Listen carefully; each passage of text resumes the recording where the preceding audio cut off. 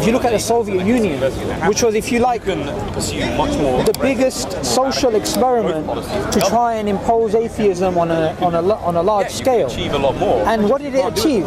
According to Pew, just a few months ago, they released some research showing that the vast majority of people still believe in God. In fact, it's increased after the collapse of the Berlin Wall. So religion is not something that you can get rid of by trying to impose atheism on people. But it's just part of people's nature to worship God.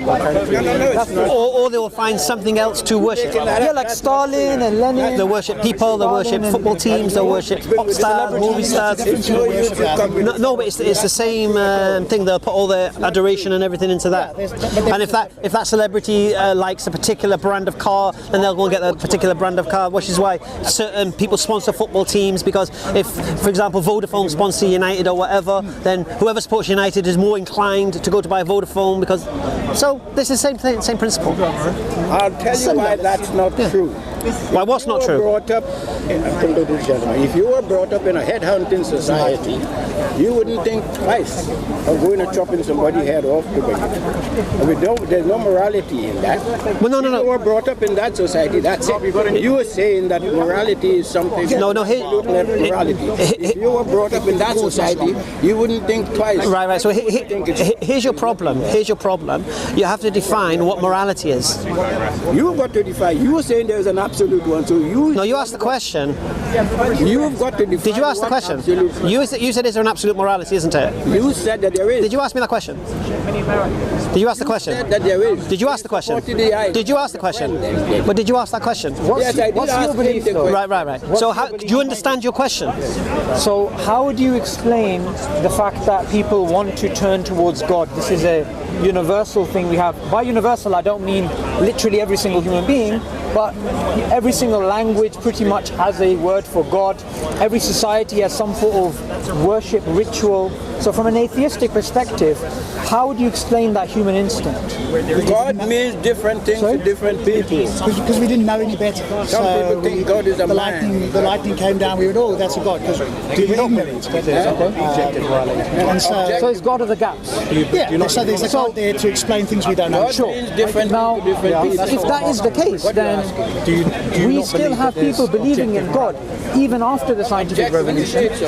And also, the belief in God is not just based upon logic. So, for example, somebody may say there's lightning that took place, so I don't really understand how this phenomena works. Therefore, I posit a creator. And some people have done this, it's known as God of the gaps. But a lot of other people, they don't even go that far. They say, I believe in God because it just feels right. They don't use inference or logic. It's just something within them. So how do you explain that instinct, not inference? Why do you think it's an instinct? Well, there's a lot of evidence for that, actually. Psychologically, we know that Give me some. Well, there's some research that was done a few years ago on Japanese school children, which showed that there's a tendency of children to basically incline towards theism. And there's a book published. What's it called? There's a book published by Oxford University called "Why Would Anyone Believe in God?" It's by Professor Justin Barrett of Oxford. And what he basically does is he, according to studies, says there's a natural inclination for people to believe in God. And likewise, there's Dr. Olivia Petrovich again from Oxford, and she's an atheist. And what she says is this. She says atheism is an acquired position, right? By default, there is a theistic inclination in children. She's a development psychologist. The interesting thing is, she herself is an atheist, and she says atheism is an acquired position. So my question to you is, as an atheist,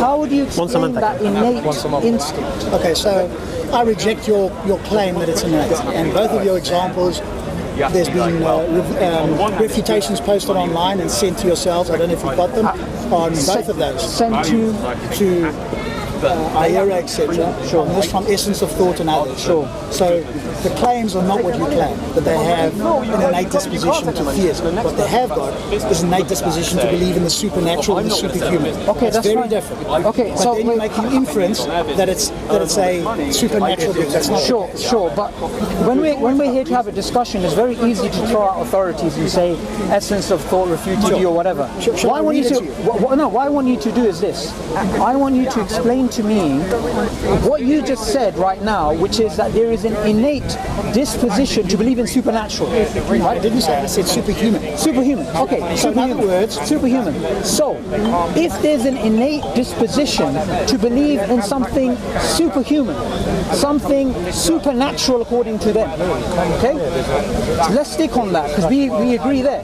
We agree that it's superhuman abilities, yes. Okay, they use the word supernatural, okay? That's what Dr. Olivia Petrovich uses. That's what Dr. Justin Barrett uses. Sorry? I don't think that's true, but let's assume that it is. Okay. But do you know what the experiment or one of the experiments was? Okay, wait. Let me just do this for a second. Before we move on, I just want to correct something that you tried to do, which is when you didn't have an answer, you just decided to throw out an authority. That's why I'm challenging what you said. What did I not have an answer for? Because when I asked you, why is there this instinct to believe in a creator? Yes. And I gave you some research for it, right? You just said, well, essence of thought refuted this, and this isn't exactly what they're saying. When I also gave you the example of the Soviet Union as well. So the idea that belief in God is instinctual, is innate, is something which psychologists and anthropologists and philosophers of science discuss. It is something which is being discussed. Now I agree. There are people who say it's nature. There are people who say it's nurture. There are people who say, what's the point of having nature and nurture? Maybe it's just there's a biological component of it. So what I'm asking you, rather than getting away from the topic, is, as a naturalist, which I'm assuming you are if you're an atheist, how do you explain the existence of the concept of God from a purely naturalistic point of view? How does natural selection gear for that? Okay, so you've gone off slightly from what you originally said. You originally said that young children, because it's not everybody, so it's young children, have got an innate disposition towards it. Well, the Soviet Union, which I was referring to, the study, they didn't say young children or old children. What they did say, according to Pew, is that after the collapse of the Berlin Wall, the belief in God actually increased in Ukraine, in the Soviet satellites, in Russia itself. The belief in God and religiosity actually went through the roof. So how are you tying that back to us having an innate disposition towards God? Because originally people are turning back to God. Yeah. So how is that fundamental? How's that a foundation for the people are born with this innate disposition? Just so that we don't talk past each other, let's agree on some basics. Do you agree there are people in the world, the vast majority of the people in the world believe in God? Correct. Okay, let's just agree with that. Okay, explain that from an evolutionary perspective. As I said, because we didn't know any better, so it's our ignorance. We went, oh well, we don't know what it is. There must be something out there. God has evolved, hasn't it? There's millions of gods. There's different ones. They've evolved over time. And today we have generally the Abrahamic religions, which is like a single God, apart from Christianity. Okay, so I asked you to explain that in terms of natural selection, but you haven't explained that. Why would I explain it in terms of natural selection? Because as an atheist, that's all you have. Your claim was that we have an innate disposition towards God. And I asked you, give me some evidence. Well, the evidence is the vast majority of people believe in God. Can the vast majority of people be wrong? Yes. Okay, so that throws that argument out. You're forgetting something. You're misrepresenting my argument. I'm not saying the vast majority of people believe in God, therefore belief in God is correct. I'm saying the vast majority of people believe in God, so from an atheistic perspective, how do you explain that? I've just told you, if the vast majority of people didn't believe in God, would that make God not exist? Or would it be innate if the vast majority didn't believe in God? Because you seem to be claiming like an ad populum fallacy, which is because lots of people believe something, I need to explain why lots of people believe it. Okay, yes. wait, hang on. That's not a fallacy, and you're just throwing out that fallacy without actually understanding it. Scientists, what they do is they take a popular phenomena and they try to explain it. That's what evolutionary psychology is about, correct? Sure. Right? So what's wrong with me saying the same question which Stephen Pinker or somebody else would say? Why does religion exist? That's essentially what I'm asking you. And I've told you, I mean, do you want me to repeat it again? Well, I'm saying your explanation is not in line with your worldview. Why not?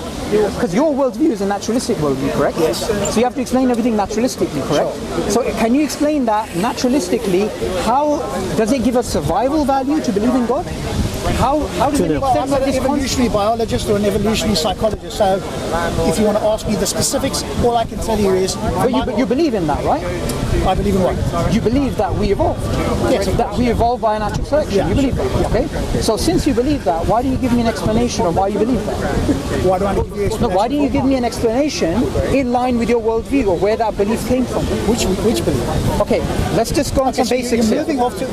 moving off to evolution. Your original claim to me was we have an innate nature to believe in God. And what did I say? Cited some studies, And what did I say? And I rejected that. And I said those studies are not.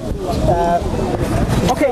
You know what we'll Stand do? close to Think about it. I'm going to put it on now. We'll agree on something that I don't think you'll disagree with, which is the vast majority of people believe in God. Yeah. Okay? So now we have a popular phenomena which we need to explain. Sure. Okay? Now, from an atheistic perspective, that there's no God and natural selection explains human evolution, right? How do you explain the fact that people believe in God? That was my question. Yes. And I said to you because people are ignorant, they don't know any better, and they what's the word? They Look, look at things in the world and go, I don't understand you're referring this. to God of the gaps. Yes. I'm asking you to give an explanation in terms of your worldview. Have I not just given it to you? No, you haven't. Okay. Well, you've actually. Give me a clue as to what you're looking for. Okay, what I'm looking for is this. If I was an atheist, what I would say is, well, I have to explain this using naturalism. So if I have to explain this using naturalism, I have to explain a belief in God in terms of survival and reproductive value, which is what Richard Dawkins tries to do, which is what Steven Pinker tries to do, which is what I would expect an atheist to do, rather than speak about God of the gaps. That's totally irrelevant. So you want me to give you information on evolutionary biology or evolutionary psychology? No, I want you to give me information which is in line with your worldview because you believe that worldview to be correct. Sure. So I asked you a question. I don't know what you want me to give you. What words do you want to give me? I think that people have evolved over time, and over that period of time, when they couldn't explain something, they went look up there. Like if I was born 500 years ago and I didn't know how electricity or lightning formed, I'd go, my word, that looks like that could come from a god or something because I can't explain it. It's very powerful. Sure. Maybe it's a god that did that because I don't know. Sure. Now we understand that. Sure. We no longer do that. And the more we push back with science, the less there is an explanation required for a god or gods. Okay, so if what you said is true, and what I'm going to do now, Rob, I'm going to take what you said and I'm going to extrapolate it. What you just said is that people believed in God because of God of the gaps. And because they believed because of God of the gaps, as science is progressing, religion is regressing. Right? Is that in line with what is actually going on in the world? Seems to be. Why would you say not? Okay, here's why I would say not. According to Pew, by the year 2070, Islam is going to be the largest religion on earth. Christianity is also going to increase, and guess what? Your group, the atheists and agnostics, are actually going to shrink by 3%. What? So, if science is progressing, which I'm assuming which is what is happening today, then why is that happening? And I'll tell you why it's happening. Is because the arguments that you're putting forth don't actually make sense, such as people believe in God because of God of the gaps. Science explains how things work. God is an explanation of why things exist. So it's a category mistake, which atheists have been doing for a very long time, and the whole God delusion book is about that category mistake. And even other evolutionary thinkers like Michael Roos, he says, I find this embarrassing, and he's an atheist. He says, I find the God delusion embarrassing. To say that all of theism is based upon the fallacy of God of the gaps, that line of thinking does not make sense. So I want you to give a justification for your worldview based upon your worldview. I don't know what else you want me to say. You keep asking the same question. I keep giving you the same answer. Well, you haven't given me an answer though. You're rejecting my God of your words, not mine. God of the gaps. I think people were ignorant. No, wait. We moved on beyond that. You made another claim which I challenged. Your claim was, as science is progressing, religion should regress. Correct. Right? Your claim is no, it's not. Well, not me. According to Pew, by the year 2070, why is that happening? Islam. Okay, go on. Why is that happening? You tell me. Your explanation is what? Well, I'm happy to move on to why that's happening, but I want you to concede that you don't have an answer, and the claim that you made is actually false, which is as science is progressing, religion is regressing. No. I'm happy to move on, but as long as you admit you're wrong. Okay, so and your reason for suggesting that science is progressing and religion is regressing, your reason is because more people believe. More people people are becoming theistic. Is that your reason? Okay, what you've actually said there is a truism, right? Roses are roses. Of course there's an increase because people are believing. If they weren't believing, it wouldn't be an increase. Correct, and the reason you say that is happening is because I never said a reason. I just challenged I just challenged your fallacious thinking that increase in the scientific worldview will actually decrease the belief in God, but it doesn't. I'm saying that I'm talking about the knowledge, not necessarily that people will believe or not believe. So I'm talking about scientific knowledge, yes? That doesn't necessarily translate that everybody in the Okay, so what's your claim about scientific knowledge? That it gets people to disbelieve it? And it's growing. Would you agree with that, or would you say no? No one disagrees with that's improving. But your claim was it's growing and religion is going down. Apparently science is going to make us stop believing. So you're basically claiming that the more we discover about science, the less we're going to believe in God. Correct, yeah. Okay, but that hasn't happened. Yeah, that's the point. And the other thing is, the scientific method came together. It was actually made by a Muslim, Hassan ibn Haytham, approximately 1,000 years ago. He was a Quranic scholar, and he was the first scientist, according to even secular historians like David C. Lindbergh. Right? So, no, that goes totally against your claim, because if what you're saying is correct, then an atheist should have come up with the scientific method, not the Muslim. And what was... And atheists haven't done much, frankly. Trying to separate science. You haven't sent us to the moon, haven't done every technological advancement on the... Okay, wait. Let me tell you, right? That's actually totally false because of two reasons, right? Number one, we went to the moon based upon Newtonian mechanics. Guess what? Isaac Newton was not an atheist. He was a devout Christian. And the greatest thing that he believed he achieved in his life was to die a virgin, right? He was not an atheist. Are you kidding me? Two. Well, secondly, the scientific method, its product is space exploration. So if we went to the moon, that's based upon science, and the first scientist was a Muslim. So atheists did not lead us to actually go to the moon. Okay, so you've made an awful fallacy. You've said because Newton was a Christian, therefore Christianity is true, or Christianity is the basis, or something about Christianity and science. Okay, anyone watching, did I say that? Didn't say that. So. Did I say that? No? Okay, did I say that? Everybody else? Anybody else put up their hand? Do you want to speak to me, or do you want to have an audience participation? Muslim independence. Let's see what. I'm just really baffled. You baffled. told me that because Newton discovered the laws, what? He wasn't an atheist. No. So what? Your claim was we went to the moon. We went to the moon. Completely irrelevant. Okay, wait. What I want you to do is this. Take a step back. Think about it. What have atheists actually done? They keep talking about science, science, science. You know, woo, woo, woo. We're all about science. But what have you guys actually done? That's what I want to know. All the technological advancements. Go ahead. Go ahead. Go ahead.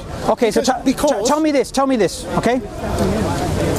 If atheists are the people who we should be looking up to, and they are supposed to be holding up science as a banner, why didn't they come up with it? Why were the founding fathers of the fields of physics, chemistry, biology, psychology, sociology, anthropology theists? Because that was... Why? No, wait, let me finish. Then I'll ask you a question. Now, in the 20th century, when we've made so much progress, you guys have decided to come out of your caves and say, well, this is all due to us. And I'm kind of like, that's rich. That's really rich. Where were you for the last 1,000 years? We were all theists, or we were all hiding from theists, weren't we? Well, okay, we agree you guys were in the caves, right? But while you were in the cave, why couldn't you come up with a scientific method? Yeah, stop shouting. Stop shouting. No, because no. Because this is an audience play for you. Just stop shouting. Wait. All I'm here to do. No, shall I tell you why I'm speaking to you like this? Because you come to Speaker's Corner, and I've seen this a lot. I've even seen your videos. Good. You come and you try and confuse people with your nonsense. So I decided today I'm going to walk up to you. I'm going to walk up to you, and I'm going to get you to speak about your worldview on your own platform, and let's see if you actually know what you're talking about. So if you want me to speak a bit more calmly, I'm going to speak like a Quaker from now on. Good day, sir. Go ahead. Okay, take it easy. Your claim was that where were all the atheists prior? And now we've come out of our caves, to use your word, and we're claiming credit for all the scientific discoveries. But you are. Your claim is that no, theists did all of this, and we should therefore be subservient, or theism is in some way justified to be linked with science. No, I never said that. What is your claim about theism then? You made the claim, sir, that science is somehow linked to atheism, right? You linked the increase in scientific knowledge to a decrease in belief in God. All I did was challenge that. Okay, now- I'm going to be a Quaker, so if you interrupt me, I'll stop. Okay, so that's not what I said. I said science is pushing back. In other words, the knowledge, where science is increasing, is pushing back the religious. In other words, some of the religious claims. I'm not saying that people in the world don't believe in God. Can we get that distinction? Okay, so let's clarify. What's your claim? Your claim is science is getting rid of the intellectual foundations of religion? So science is giving us a better understanding of the natural world, whereas in the past we would have looked towards a god or gods as an explanation. Now science is explaining things, and we need to less and less look towards the God. That does not mean that people are not going to believe in a God.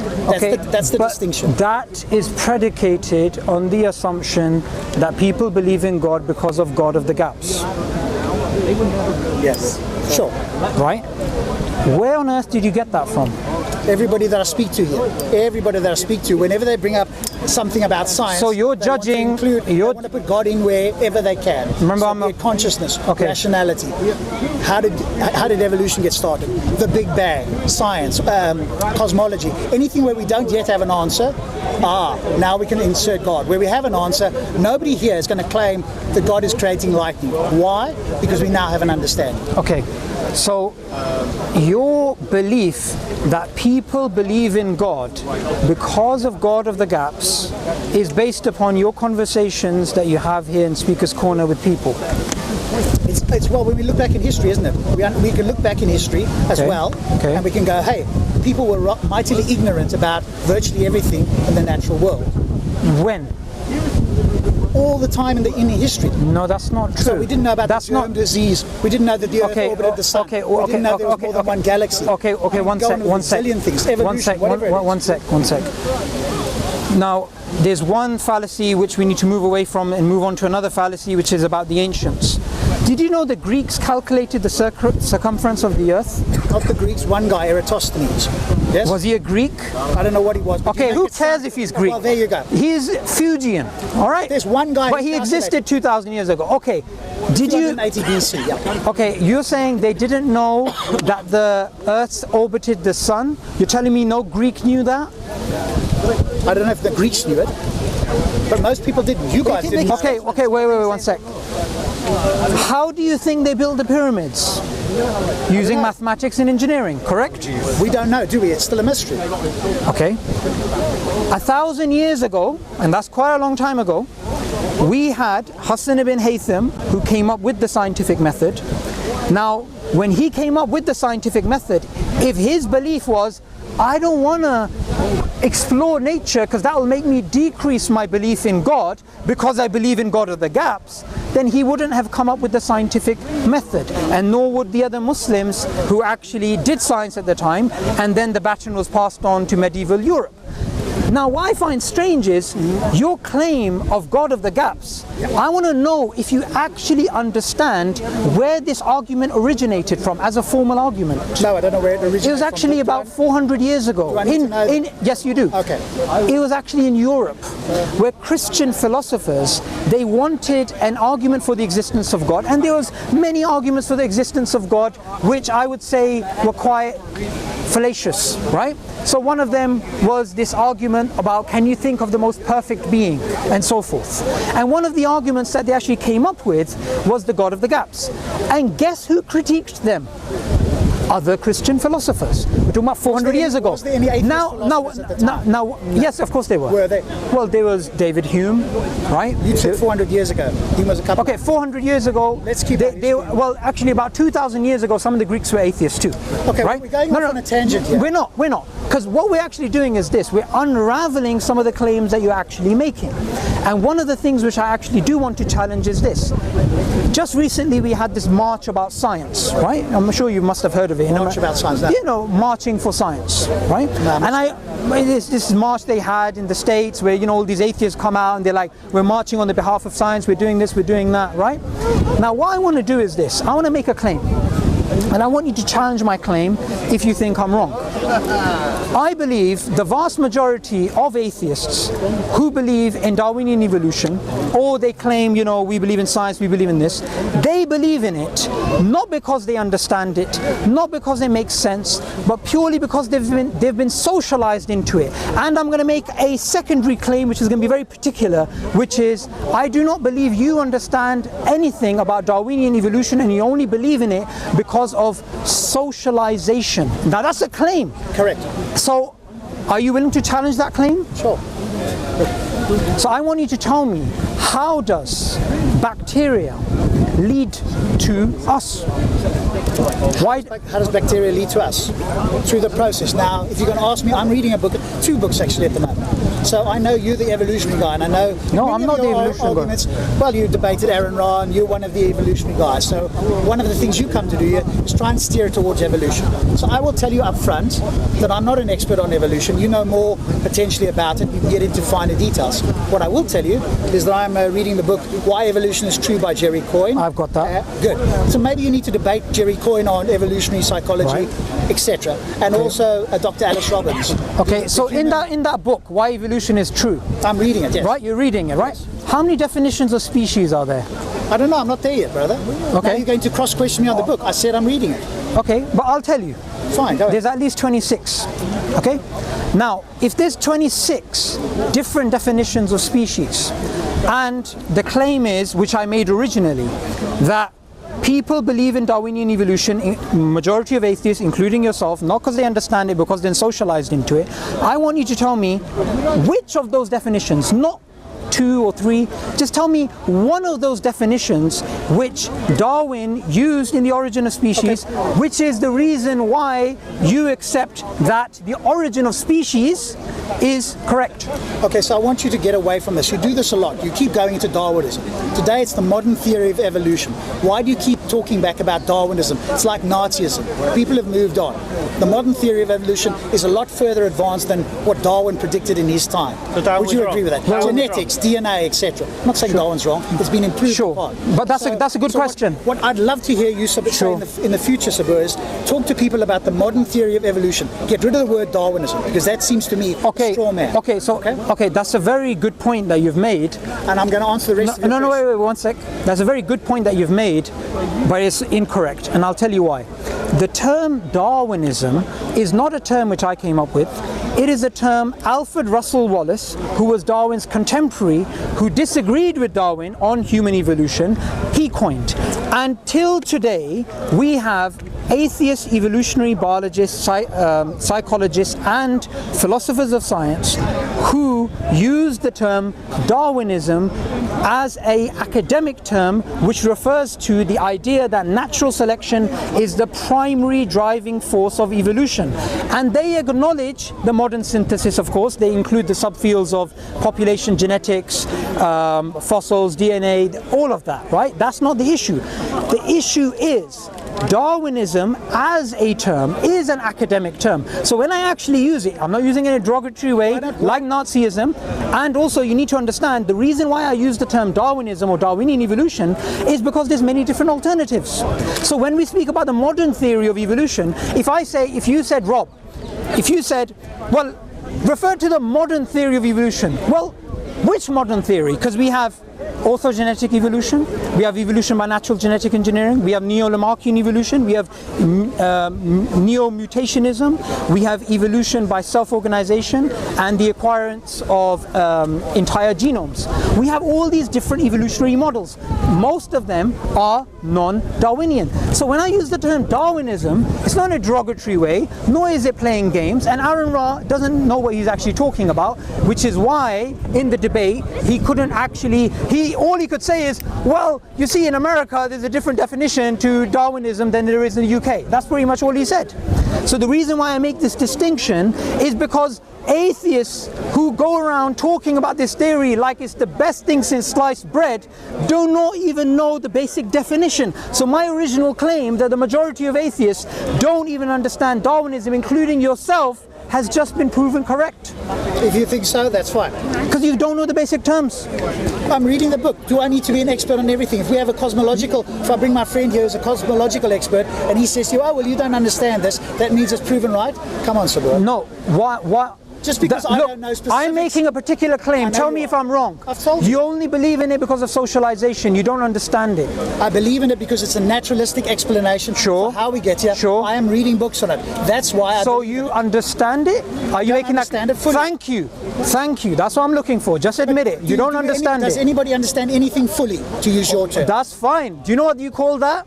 You call that basically just pressing the red button to make everything explode. Oh, we don't really know anything, Is that leaf really green? Well, if you really... oh, sorry, I am a Quaker. Is that leaf really green? Because it actually kind of looks like it's a reflection in all the other colours in the spectrum have actually been observed. So he's making sense, actually. No, actually, what I'm doing is this. You have your little YouTube channel, speakers, whatever it's called, right? You come around here, you're trying to talk to people, right? Yes, I have. I came here just to show you do not have a clue what you're talking about.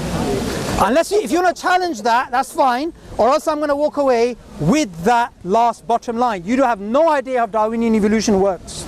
I have a basic idea, that's it. If you're going to question me... Okay, let's check your basic idea. What's your basic idea? Natural selection through mutation, that's the basic idea. Natural selection through mutation. Through mutation, yeah. Natural selection through mutation. Okay, let me tell you. Going to question. No. Let me tell you that. Let me just tell you something. And do you know what? I'm not someone who gets angry often, right? But I'll tell you something that just really pissed me off. Perfect. Please do. When somebody tries to make claims and you shoot down those claims, and then as you've beaten them on the floor, they decide to shout something back at you, like, what did you say?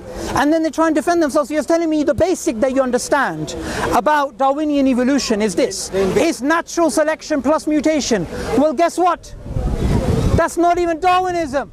It's natural selection plus random mutations. So what? If it's natural selection plus mutations, guess what it becomes?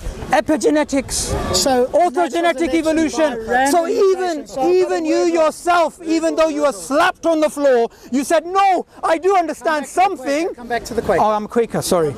And you do come back to something, which is, I do understand something basic, which is, I'm not going to give you any evidence of how biodiversity came, how, biochemistry, genetics, anatomy, biochemistry, linguistics, how all of this fits within the evolutionary model. I'm just going to tell you, this is what I understand, 2 friggin' terms, mutation and natural selection, and you still got it wrong.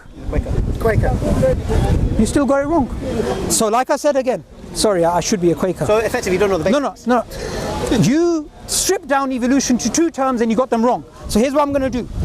You don't understand Darwinian evolution. You've only been socialized into it. That's my claim. If you're not challenge that claim, I'm going to stay. If you don't want to challenge it, I'll walk away, and that's the bottom line. You and the rest of those atheists, they have no idea what they're talking about. Darwinian evolution is a trick, man. Okay, so... Are you going to challenge my claim? Sure. Go on. Okay, so the reason why we believe in naturalistic processes is because most of the things that have been explained on this planet have been explained through natural processes. So is it reasonable to believe that we can explain most, if not everything, within our universe in some naturalistic way?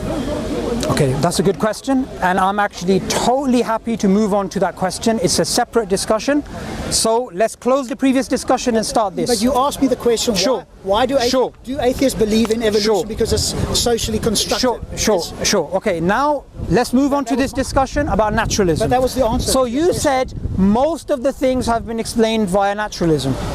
Correct, yes. Correct. Okay, here's what I'm going to say. Agree or not? I'm just going to say something. Not only do atheists not understand Darwinian evolution, they don't even understand science. And I'll tell you why. Most of the things can be explained naturalistically. Can reason be explained naturalistically? It's a naturalistic byproduct, isn't it? A byproduct of naturalism. That's an assumption. But now you're going on to something different. I said most of the things... You said most of the things can be explained naturalistically, correct? Yes. Okay. Most things in our natural world. Okay. Yes. Our ability to reason, can it be explained naturalistically? There are theories, as far as I understand, like emergent materialism, like evolutionary reliability. Emergent materialism? These are some of the theories. Emergent materialism? These are some of the theories. What the hell is that? Have you not heard of that? I do know exactly what that is, but that's got nothing to do with this discussion. You're asking me what... You're using... You know what you're doing? Quaker. Sorry, I'm a Quaker. Thank you. I need this guy next to me. He's so calm. Yeah, I'm the calm one. Okay. I got so angry I lost what I was saying. What was I actually You want saying? to stop? You're talking about this. No. Emergent materialism. So here's why, as a Quaker, I feel like breaking my biscuit rather than getting peed off. This is what atheists do. When they don't understand something or when they want to sound clever, they throw a term out. Emergent materialism. Emergent materialism is an explanation, a type of explanation for consciousness, not the origin of reason. So what you just did is, when you didn't know an answer, you just decided to throw out a philosophical term to sound clever. The origin of reason, according to atheists themselves, including Alex Rosenberg, who is a full-out atheist, militant atheist according to him, who actually is an anti-theist. He's a philosopher of science. This is what he says. He was sitting in a meeting, and the meeting was called Moving Naturalism Forward. In the meeting, you had all of the atheist pimps. You had Richard Dawkins. You had that old guy who should be in a coffin, Steven Weinberg. You had all these different people sitting down. And while he's sitting there, they were talking about moving naturalism forward. Alex Rosenberg, everybody had to put out an issue on the table, which is an issue which is outstanding for naturalism to move forward. And guess what Alex Rosenberg said? We have no explanation for the origin of reason.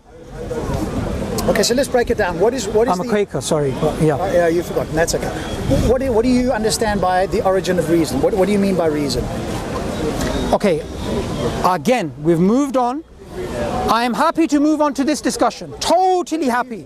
But as long as you concede that it's a different discussion to what we're having, that's fine. You brought it up. I didn't bring up reason, did I? I said no. You said everything. You said things. You said most of the things that we know can be explained naturalistically. I said most things in the world we can explain through the scientific method or naturally. Yes. Okay, naturally. All knowledge is self-knowledge because it goes through you. And what does it go through? A reasoning process. So all I asked is this. Is there an explanation for the origin of reason? You said yes. And I just showed you that even according to atheists, there is none. So explain to me what reason is, because you... That's fine. I'm happy to move on to that discussion. No, it's part of the same discussion. No, I am happy to move on to that discussion as long as you concede on another point that you have no idea what you're talking about. If you're going to keep saying that, then I think there's no point in continuing this talk, because when I ask you a question and as part of your initial assertion, then you say we're moving off. No, because what you claimed what I want to do is this. What I want to do is this. Another thing the atheists do is this. They always run off to a different topic. The topic that I want to speak about right now is this. You made a claim that most of the things that we know can be explained naturalistically.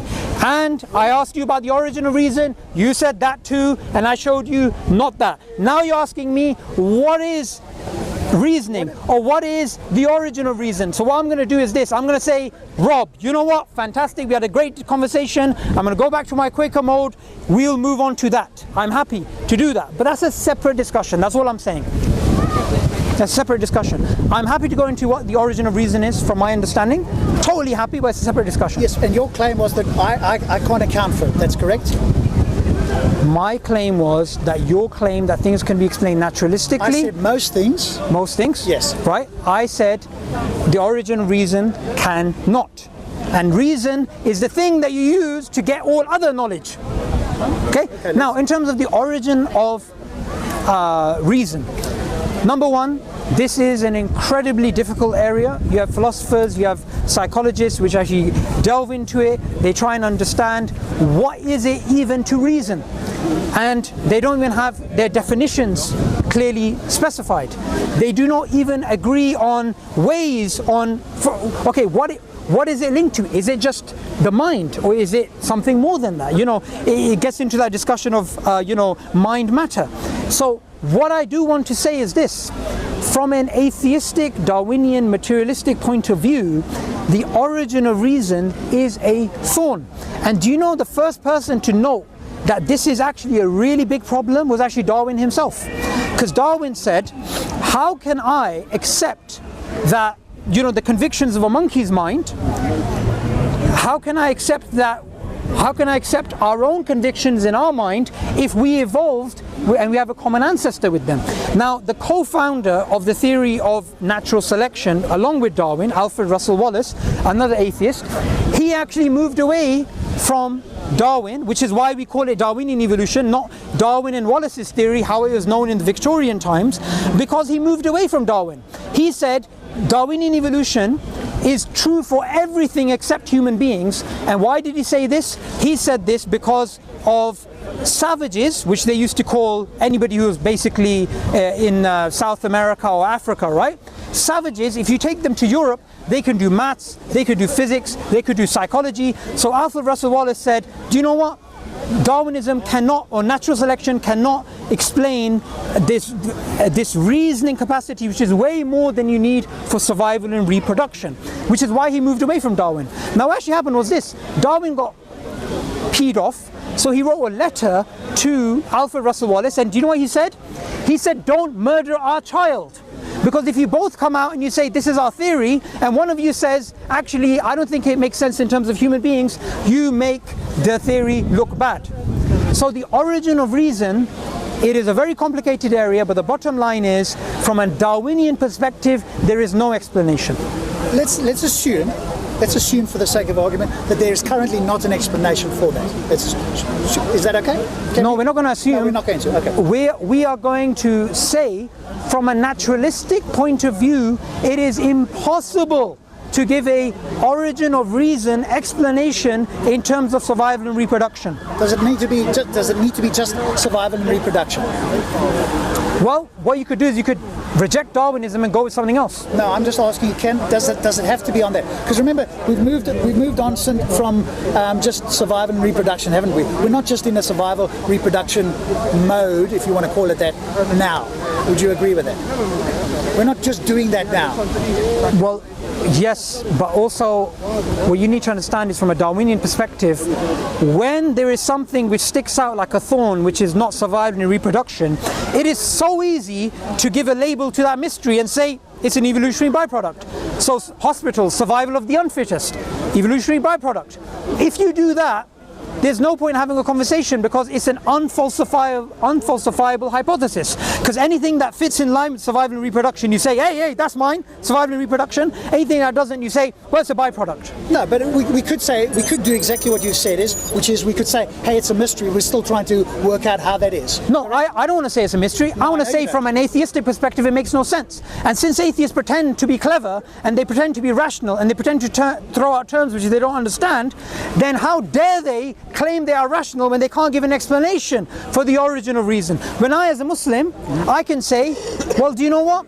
Have a good day. If you want to pretend to be clever, that's absolutely fine, but you can't even give an explanation for the origin of reason.